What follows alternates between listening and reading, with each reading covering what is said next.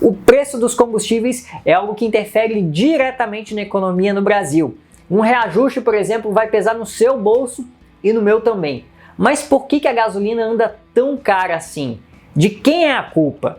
Por que tantos aumentos? Eu vou te explicar tudo nesse vídeo.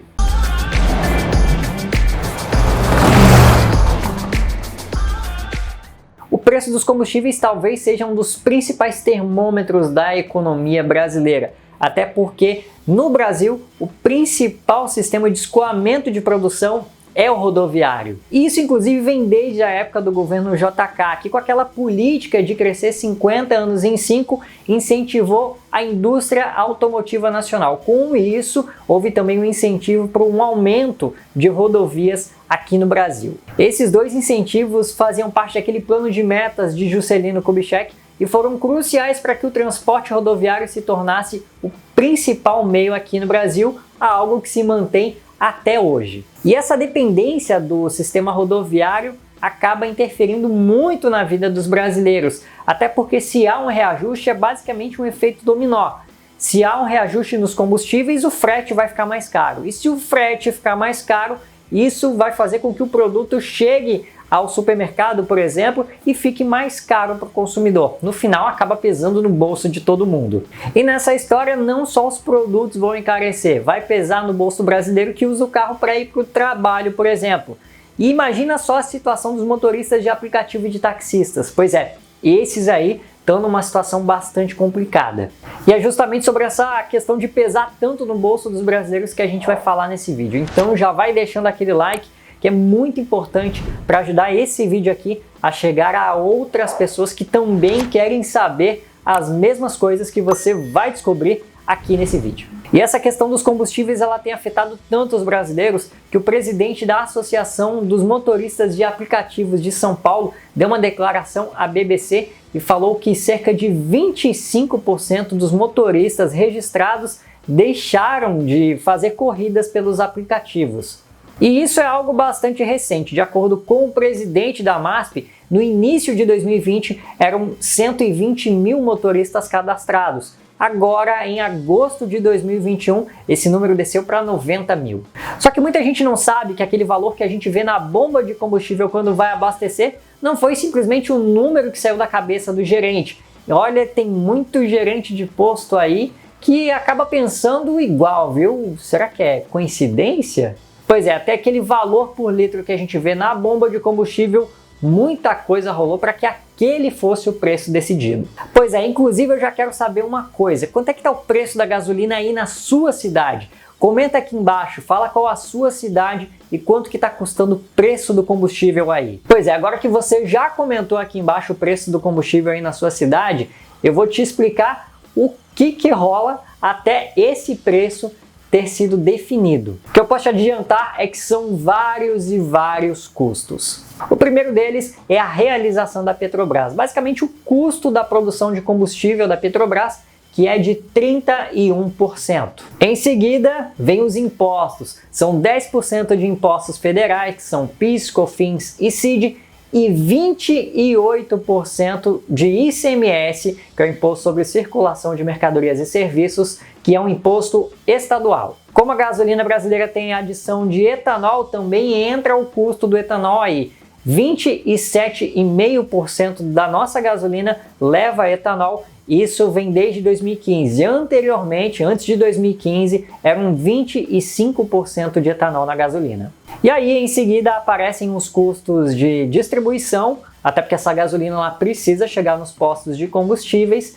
E, em seguida, também tem a revenda. Isso tudo é tabelado em 16%. Pois é, mas se você já se esqueceu de uma coisa, eu vou te lembrar. 38% dessa gasolina é puro imposto. Ou seja, se você abastece R$100, R$38 são impostos. Sendo que 28% são estaduais e 10% impostos federais. Só que vale ressaltar que os impostos não são os únicos vilões. Tudo bem que eles são uma parte bastante grande, bastante considerável, mas eles não são os únicos vilões do preço do combustível.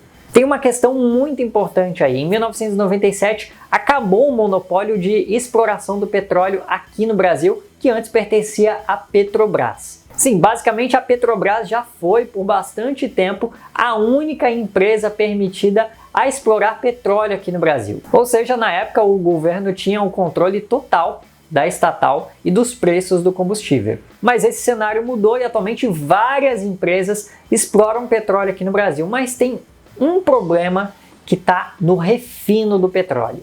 Refinar não é nada mais do que você transformar o petróleo bruto no produto final, seja gasolina, querosene, o GLP, que é aquele gás de cozinha, e, enfim, outros produtos também que são derivados do petróleo. Recentemente eu até vi numa reportagem da CNN Brasil que no total são 17 refinarias aqui no Brasil e 13 pertencem à Petrobras.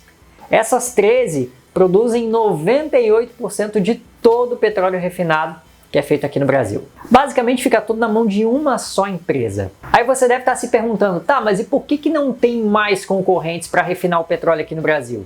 Agora imagina só você concorrer com uma empresa gigante que domina o mercado e que até já vendeu os seus produtos pelo preço abaixo do mercado. Pois é, isso inclusive trouxe vários prejuízos à Petrobras. Realmente fica inviável qualquer outra empresa tentar peitar a Petrobras, não é? Basicamente, outras empresas não virão ao Brasil para refinar petróleo, enquanto a Petrobras, que tem o governo como acionista majoritário, dominar esse mercado. Eu vi em outras reportagens também que alguns especialistas no mercado apontam que o parque de refinamento no Brasil não recebe investimentos há anos. E aí a produção simplesmente já não atende mais à demanda do mercado interno, ou seja, não tem mais uma quantidade de petróleo suficiente para abastecer o próprio Brasil. E aí o que precisa ser feito?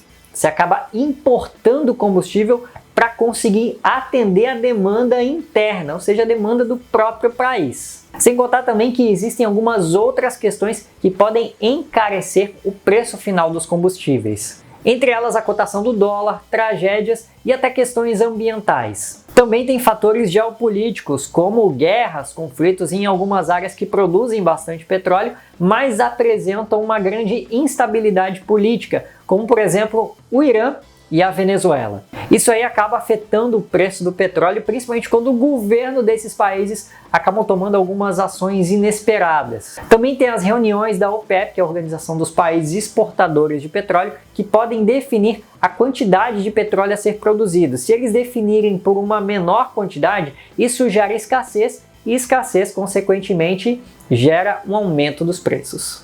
Bom, esses são alguns dos fatores que interferem diretamente no preço final dos combustíveis. Se você gostou desse vídeo, eu já aproveito para te convidar a se inscrever aqui no canal, tem vários conteúdos do tipo aqui, é só clicar no botãozinho igual a esse e ativar também o sininho das notificações. Não esquece de deixar aquele like se você não fez isso lá no início do vídeo. Por hoje é só, eu vou deixar algumas sugestões aqui no canto da tela para você continuar acompanhando o nosso conteúdo.